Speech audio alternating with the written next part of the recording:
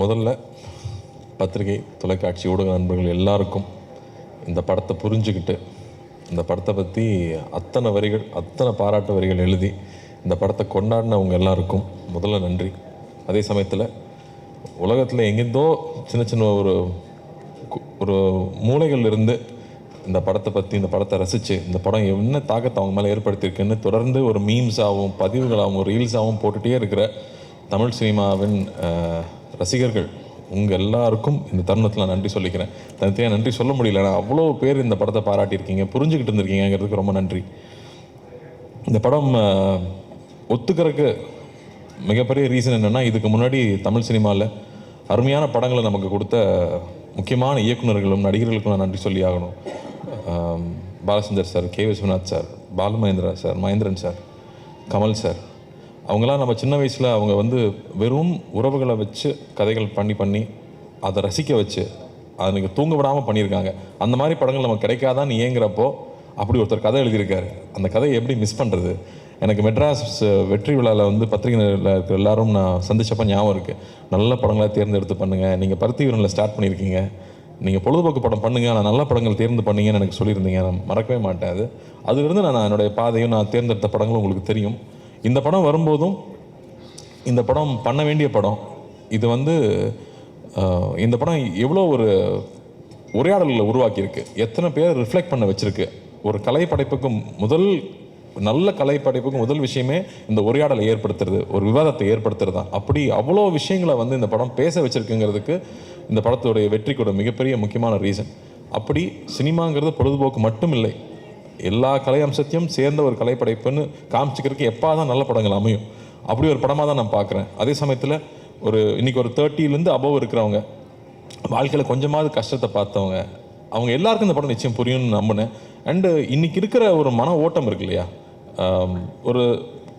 ஒரு second world வார்க்கு அப்புறமா ஒரு சமுதாயம் வளர்ந்துருக்கும், அவங்களோட எண்ண ஓட்டங்கள் வேறையாக இருந்திருக்கும். அதுக்கப்புறமா இருந்தவங்களோட எண்ண ஓட்டங்கள் இருக்குல்ல, நம்ம ஒரு தொழிலுக்காக சிட்டிக்கு வந்துட்டோம், அதுக்கப்புறம் பார்த்தா சொந்தங்களை விட்டு போயிடுறோம், நம்மளுடைய கலாச்சாரத்தை விட்டு போயிடுறோம், நம்மளுடைய சரித்திரத்தை மறந்துடுறோம் அப்படின்னு நிறையா விஷயங்கள் நம்ம மனசில் ரொம்ப ஆழமாக ஓடிக்கிட்டு இருக்கோம். அது எல்லாத்தையும் எடுத்து கண்ணு முன்னாடி நிற்க வச்ச மாதிரி இந்த கதை இருந்துச்சு. அப்போ இந்த கதையை பண்ணிடணும் அப்படின்னு தோணுச்சு. அதே ரியாக்ஷன் எல்லாருக்கிட்டையும் இருக்குங்கிறது எனக்கு ரொம்ப சந்தோஷமாக இருக்குது.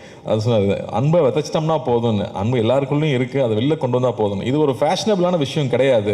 இன்றைக்கி கான்ட்ரவர்சி தான் எல்லாரும் அதிகமாக பார்ப்பாங்கன்னு கான்ட்ரவர்சி பண்ணி போயிட்டு இருந்தாலும், முன்ன பின்ன தெரியாத ஒருத்தருக்கு ஒரு செஞ்ச உதவி, ஒரு சின்ன வீடியோவாக அதனோட யூஸ் தான் இங்கே ரொம்ப அதிகமாக இருக்குது. ஸோ அதை எடுத்துகிட்டு ஒரு கதையாக எழுதியிருக்காரு. அதை எப்படியாவது பண்ணிடணும்னு ஆசைப்பட்டோம். அப்போ 2D கொண்டு போய் கொடுத்தோம்னா தான் இந்த முழுமையாக எந்த ஒரு டிஸ்டர்பன்ஸ் இல்லாமல் அழகாக சேரும்னு நம்பணும். அதுக்கேற்ற மாதிரி ராஜாக்கும் Karthiyanan team managers Senthil sir, இவங்க எல்லாருக்கும் பெரிய நன்றி சொல்லணும். ஏன்னா அப்படி கவனிச்சிட்டாங்க. எல்லாமே நைட் ஷூட்டு கூடயே இருந்து எந்த ஒரு இடையூறும் இல்லாமல் அந்த ஷூட்டிங் கண்டினியூஸாக முடிஞ்சதுக்கு அந்த ப்ரொடக்ஷனுக்கு ஒரு பெரிய நன்றி சொல்லணும். அதுக்கப்புறம் ஒவ்வொரு டெக்னீஷியன்ஸும் 96ங்கிற ஒரு படத்தில் ஏற்கனவே எல்லாருமே ப்ரூவ் பண்ணிட்டாங்க, எல்லாரும் அவங்களோட ரசிகர்களாக இருக்கிறோம். ஆனால் திரும்ப அதே டீம் இன்னொரு படம் எடுக்கிறாங்கன்றப்போ அவங்க எல்லாரும் ஒரு குடும்பமாக உட்காந்து அதை ஓனர்ஷிப் எடுத்துக்கிட்டு ஒவ்வொரு டிபார்ட்மெண்ட்டாக சொல்லணும்னா, எடிட்டிங் எடுத்துட்டோம்னா எங்கே எடிட் பண்ணியிருக்காங்கன்னே தெரியாத அளவுக்கு அவ்வளோ ஸ்மூத்தாக கொண்டு போகிறது அவ்வளோ ஈஸியாக இல்லை. அந்த உரையாடலுக்கும் கற்பனைகளாக இருக்கிற அந்த பழைய கால காட்சிகளுக்கும் ஜம்பே இல்லாமல் அவ்வளோ ஸ்மூத்தாக கொண்டு போனது கோவிந்த் வசந்தாவோட இசை. மாடை பார்க்கும்போது அது என்னமோ ஒரு தெய்வம் மாதிரி தெரியுது நம்ம கண்ணுக்கு. ஒரு சைக்கிள் பார்க்குறப்போ அது விலை மதிப்பில்லாத ஒரு பழைய சைக்கிளுக்கு அவ்வளோ ஒரு வேல்யூ இருக்குங்கிறது. என் கசின் சொல்கிறான், அந்த படம் பார்த்துட்டு ஒரே ஒரு நாள் அண்ணா கூப்பிட்டு நீ நான் பார்த்துக்கலான்னு சொன்னார். நான் ரியலைஸ் பண்ணதே இல்லை அந்த மோமெண்ட்டை. எப்போ என் வாழ்க்கை மாறுச்சுன்னு நான் ரியலைஸ் பண்ணவே இல்லை. ஆனால் அந்த ஒரு ஃபோன் கால் என் வாழ்க்கையை மாற்றுச்சு. அப்படி நம்ம யாருக்குமே நம்மளை அறியாமல் பண்ண உதவி அவங்க லைஃபே மாற்ற முடியும்னு சொன்னால், அப்போ தெரிஞ்சு எவ்வளோ உதவி பண்ணலாம் அப்படின்னு அவனுக்கு அவ்வளோ மைண்டில் ஓடிட்டே இருந்துச்சுன்னு சொல்கிறான். அப்படி எல்லாருடைய மனசாட்சியாக எல்லாரையுமே இந்த படம் கேள்வி கேட்க வச்சுட்டு இருக்குன்னா, அதுக்கு அந்த இசை கொடுக்குற வேல்யூ இருக்கு இல்லையா, அது அவ்வளோ முக்கியமாக நான் பார்த்தேன். கேமரா ஒர்க்காக மகி எப்போ வேலை செஞ்சாப்புலனே தெரில, தள்ளி தான் இருப்பாப்புல, கிட்டே வரமாட்டாங்க. ஒரு கிட்ட கேமரா வச்சு இது சினிமான்னு காமிக்கிற மாதிரி ஒரு காட்சி கூட இல்லை, எல்லா இடத்துலையும் தள்ளி இருப்பாங்க. ஏன் பிரதர் இந்த படத்தில் இந்த ட்ராலி ஷாட்டு, இந்த ஜிம்மி ஜிப்பு இதெல்லாம் யூஸ் பண்ணவே மாட்டிங்களா அப்படின்னு கேட்டேன். எந்த இடத்துலையும் சினிமான்னு தெரிஞ்சிடக்கூடாதுங்கிறதுக்காக கேமரா தள்ளியே இருக்கும், எங்ககிட்டே வந்ததே இல்லை. ஒரு நாள் கூட நானும் சாரும் நடிக்கிறப்போ நாங்கள் நடிச்சிட்டு இருக்கோங்கிற உணர்வே இல்லை. நாங்கள் 2 பேர் பேசிகிட்டு இருக்கோம், ரொம்ப நெருக்கமானவங்ககிட்ட இருக்கிற போது தான் நம்மளோட எல்லா விஷயங்களும் பகிர்ந்துக்குவோம். அப்படி எல்லா விஷயம் பகிர்ந்துக்கிறதுக்கான ஒரு ஆப்பர்ச்சுனிட்டி வந்து அந்த கதையில் இருந்திருந்தாலும் அதுக்கான சூழலை வந்து அவ்வளோ ஏற்படுத்தி கொடுத்துருந்தாங்க. லைவ் சவுண்டாக இருக்கிறனால எல்லோரும் பின் ட்ராப் சைலன்ஸில் இருப்பாங்க. அதுக்கு வந்து அசிஸ்டன்ட் டைரக்டர்ஸ்க்கும் அசிஸ்டன்ட் கேமராமேனுக்கும் நன்றி சொல்லணும். அந்த செட்டை அப்படியே வந்து அந்த அமைதியை மெயின்டைன் பண்ணதுக்கு. இல்லாட்டி இந்த படம் பண்ணுறது அவ்வளோ ஈஸி இல்லை.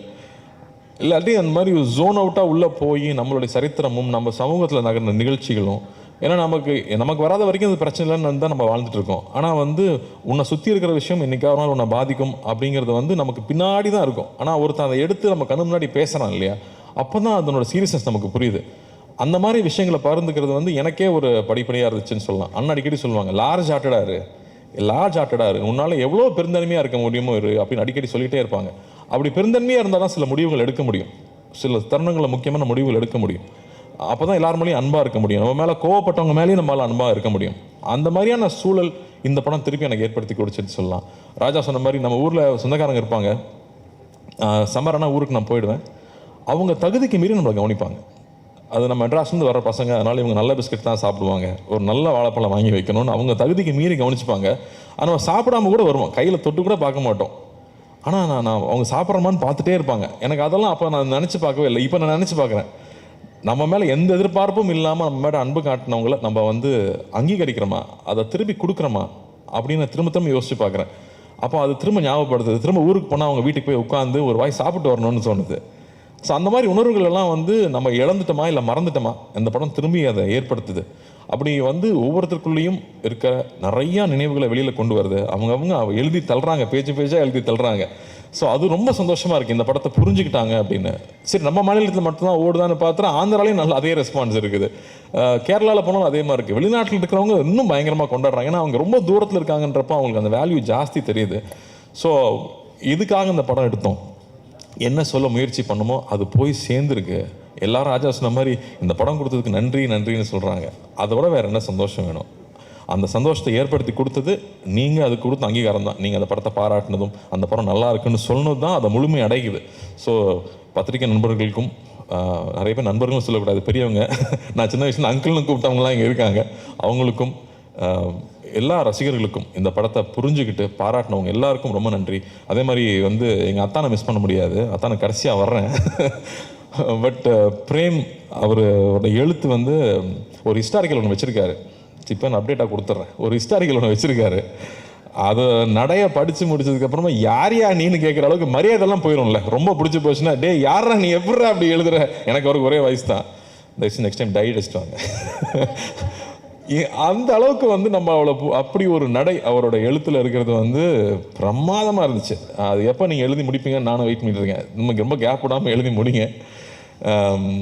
அதே மாதிரி சவுண்ட் டிபார்ட்மெண்ட்டு, அந்த கோயிலேருந்து அந்த பையன் கிளம்பி வரும்போது அந்த யானை மேலே டச் பண்ணுது, அங்கேயே வந்து எல்லோரும் எமோஷனல் ஆகிட்டாங்க. அப்படி வந்து ஒரு ஒரு ஒரு சரியான ஒரு காட்சியும் சரியான ஒரு இசை மட்டுமே ஒருத்தரை வந்து அளவிக்க முடியுமா அப்படிங்கிறது வந்து மறுபடியும் எனக்கு ஒரு லெசனாகவே இருந்துச்சு இந்த படத்தில். அது என்னால் ஃபஸ்ட்டு உணர முடியல, தியேட்டரில் பார்க்குறப்போ தான் நான் அதை உணர்றேன். ஸோ அப்படி வந்து நுணுக்கி ஒவ்வொரு டெக்னீஷியன்ஸும் இந்த படத்தில் வேலை செஞ்சது ஒரு அருமை நமக்கு தெரியுது. வெகு சில பாடல்கள் தான் வந்து நமக்குள்ளே போய் நம்மளை வந்து பாட வைக்கும், நமக்குள்ளே போய் நம்மளை செய்ய வைக்கும். அந்த மாதிரி இந்த படத்தில் இருக்கிற பாடல்கள் நான் கேட்டே இருப்பேன். ஏங்க இந்த படத்தில் வந்து 96 மாதிரி ஹிட் சாங்லாம் இல்லையா? ஆமாம் பிரதர், இந்த படத்தில் லவ் சாங்கெல்லாம் போட முடியாது அப்படின்னு சொல்லிட்டாரு முதல்லையே. ஆனால் இதில் இருக்கிற சிச்சுவேஷனுக்கு சாங்ஸ் இருக்கிறது இருக்கு இல்லையா, அது அவ்வளோ அழகு.